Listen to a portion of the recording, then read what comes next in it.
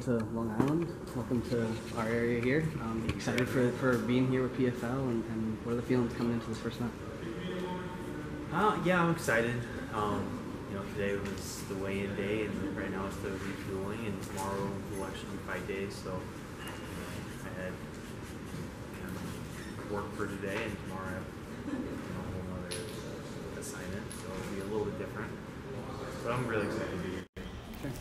Take me through the process of coming to PFL and how the negotiations went and everything getting into the organization. So yeah, I was in the UFC and going to my last fight, they made an offer, went back and forth a little bit, and we just didn't get to where I wanted to be at. I have a family, I want to, really be able to provide and just, create a great life. And I didn't see that with those numbers, so I chose to fight out my contract, and I got done, and the UFC wasn't really going to change.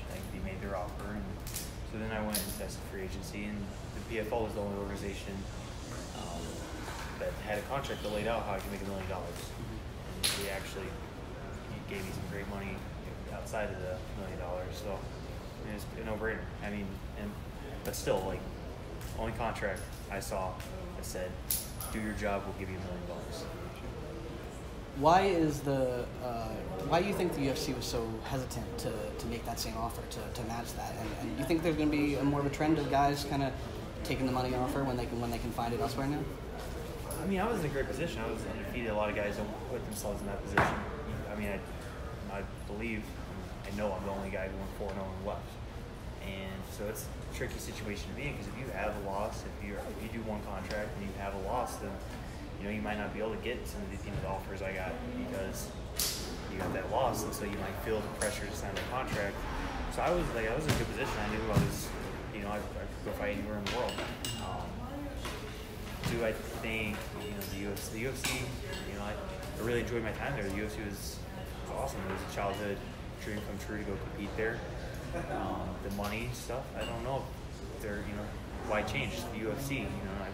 I said before I was in the UFC, if the UFC called and said, "Hey, come fight for us. We're not going to pay you anything," I would have been there. I said, "Hell yeah, let's go." But I got older, I started my family, and I had to do what was best for us, and fight kind of interchangeable. So how does it? Someone's gone, they're going to sign some new young guy that would do the same thing that I was talking about. The guys, people want to fight in the UFC. Kids want to fight in the UFC. That's what we grew up watching. That's where our idols. Now there's other organizations, new idols we've made in other organizations. And next generation will grow up, but who knows? Maybe, I don't know. UFC people. That's where kids want to go. So, what do you plan on bringing into your inaugural season with the PFL, and having a teammate like Ryan Bader talk highly of you, and let the world know that you're going to bring something into the fight game? I'm gonna do me. I watch my fights. I bring a pressure style. I take opportunities. I create opportunities by bringing the action and moving forward. And if I see my opportunities to finish the fight, then I take them. As far as going with Ryan Bader, it's bittersweet.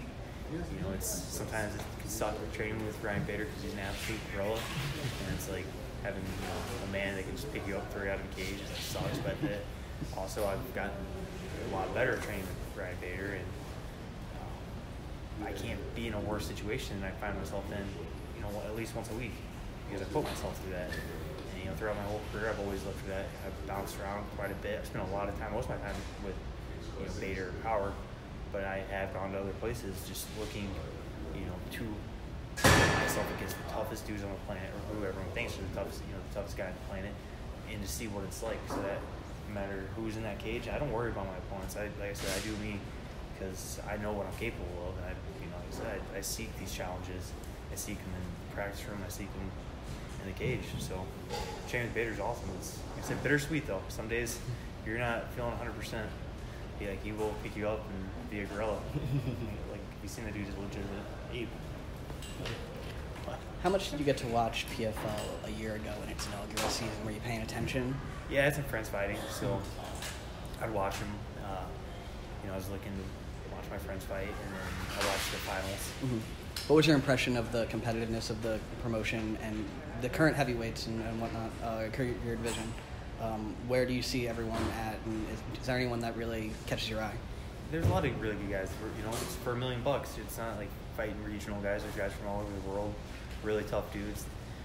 These guys believe that they're capable of winning $1 million, or they wouldn't be here. They would have, signed up to go fight somewhere else where they could, choose their fights and try to make their money by, sneaking around, like picking their opponents. But everyone here, they chose hey, they said, hey, I'm good enough to win $1 million, so throw me in. A lot of good guys. Your last fight in the UFC was at 185, correct? What was that? Was that at 185, your last fight? Yeah, that was at 185. Did you ever consider staying there, or was it 205? Yeah, I wanted to make the move to 185. Again, with PFL, it was $1 million, and that $1 million option wasn't at 185 because they got rid of the division. And so, I'm not scared to fight up a weight class. If the PFL said, hey, you can do this tournament, we're going to do it at heavyweight, you would see me at heavyweight. It's $1 million, If you say, hey, you have to do this at welterweight, you would see one skinny Jordan Brunson standing in front of you. So, how do you expect this matchup to play out? Like I said, I just do my thing. So I'm gonna look for I'm gonna fight how I fight. I'm gonna create opportunities, not because I'm gonna try to force anything. I'm just gonna go do what I do. Opportunity presents itself, I'm gonna take it. That might be a knockout, that might be a submission. Who knows what's gonna happen? I don't know what's gonna happen. God knows what is gonna happen. I took care of everything I could. I had a long time to get ready for this fight. I took care of everything I could. Let's see what happens. Thank you.